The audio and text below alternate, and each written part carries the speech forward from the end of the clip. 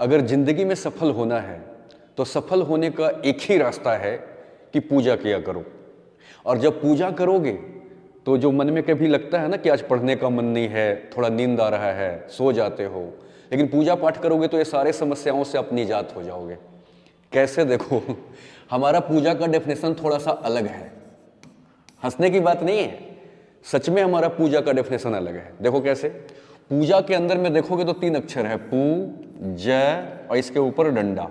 ठीक है, पू का मतलब है यहां पर पूजनीय, ठीक है, पूजनीय या जिसको आप आदरणीय बोलते हो। जय का मतलब जन्मदाता, ठीक है। और ये जो डंडा है, देखते हो बुढ़ापे में हम डंडा के सहारा लेते हैं, ये जो इसके ऊपर डंडा है इसका अर्थ है सहारा। तो पूजनीय जन्मदाता यानी आदरणीय आपके मम्मी पापा जिसने आपको पैदा किया, ठीक है, उसका बुढ़ापे में सहारा बन जाओ। और सहारा का अर्थ देखो यहां क्या है कि डंडा को इतना बड़ा कर दो, इतना बड़ा कर दो, इतना बड़ा कर दो, तो भी यह डंडा ही रहेगा। समाज में पूजनीय जन्मदाता के प्रतिष्ठा को डंडे की तरह बढ़ा दो, इससे बड़ा कोई और पूजा नहीं है।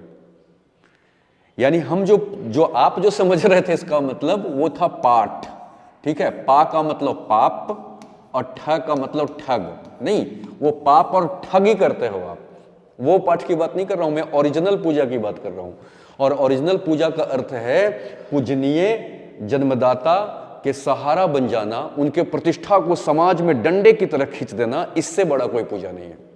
तो जब भी नींद आए तो ये सोचो कि हम जो काम कर रहे हैं उससे हमारे माता पिता की प्रतिष्ठा बढ़ेगी कि उसमें बट्टा लगेगा। और जब लगेगा आपको कि जब हम आईएएस बनेंगे तभी हमारे माँ बाप का समाज में प्रतिष्ठा बनेगा, किताब निकालिए और पढ़ना शुरू करिए। समझ रहे हैं? और एक चीज और, अब इसका मैं प्रमाण देता हूं कैसे। रामायण में एक जगह आया है, शत्रुघ्न भरत लखन रघुनाथा, नित दिन ना वही मात पिता रजमाथा। सोचो, जो साक्षात विष्णु का अवतार था, उसको क्या जरूरत था किसी के चरणों में झुकने का, लेकिन विष्णु का अवतार जो राम थे वो भी अपने माता पिता के चरणों के रज अपने सर पर लगाया करते थे, वो भी चारों भाइयों के समेत, मतलब 3 भाई और खुद चारों मिलकर के अपने माता पिता का चरण अपने सिर पे लगाया करते थे।